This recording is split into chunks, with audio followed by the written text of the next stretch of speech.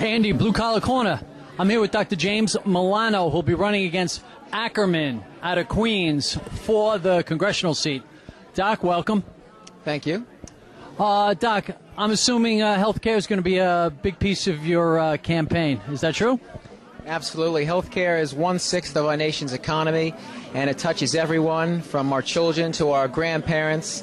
And it's time that we all stand up and we act to repeal and replace a flawed health care bill which does nothing to improve the quality of care or the delivery of care or the cost of care, but only increase costs and put small businesses out of work.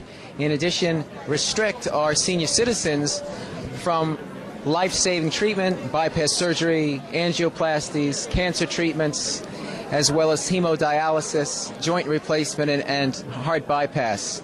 So healthcare is dear to me. It is something that needs to be addressed foremost, and I think that we will have a very good shot in November of this year of taking back Congress and taking back the Senate and imposing real healthcare reform that lowers prices, makes healthcare more affordable to all our families, and increases the quality of the healthcare and the ease of delivery, including maintaining our privacy, which is so critical to every American, regardless of what walk of life you're in. That's a major piece, the privacy. I agree. Now, Ackerman, this guy is the consummate lifetime politician. I think he came around during the Lincoln administration.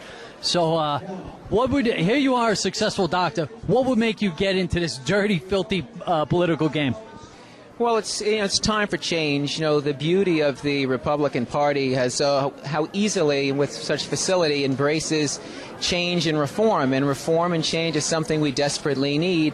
And to sit back as someone who has benefited so well from this country, coming from two parents who never graduated high school, my mother only having an 8th grade education, and to have become the epitome or embody the American dream, I feel it's my time, and because of my passion and love for America, to allow others to achieve the same achievements and satisfaction and self-worth and be able to contribute back to society that I've been able to.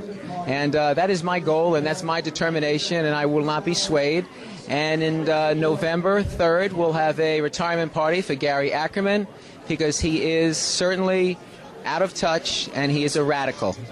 He's a radical in many ways. He's so radical and out of touch that he believes it's fine for the federal government to come to you, confiscate your hard-earned money, and spend it on something you choose not to, whether you want to choose to spend it on your family, your friends, maybe to repair your car, food, groceries.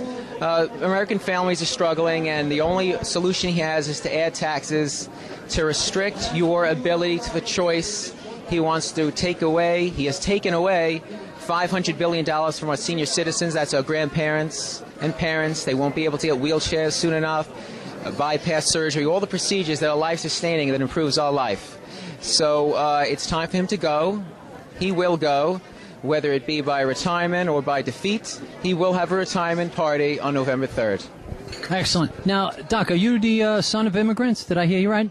Yes, I am the son. My father was born in America, as was my grandparents on my father's side. My mother is from Italy. She was born in Italy, immigrated here legally, and she raised her 5 children to love America and to understand that education and hard work and love of God is the way to make your life better. What do you think about this Arizona law? Well, I think that the people of Arizona and the government of Arizona has every right to pass whatever law they choose to. I think that no one can dispute that legal immigration has been a boon for America, socially, culturally, and economically. And that's why we need to keep it as a legal procedure to gain entrance to this country and legal citizenship. Okay. Now, as far as the Arizona, do you think New York could ever adapt that type of law here? Would that be possible, or it just the mechanics, would it work? What do you think? I think it can work. I think if we have honest politicians who are looking forward to protect... Oh, God, then it won't work. Protecting the American interest, because all of us that are here legally are Americans, and we all have to remember that we can't wait until every school system, every municipality, and every hospital goes bankrupt before we pull our hair out and say now the time is for crisis.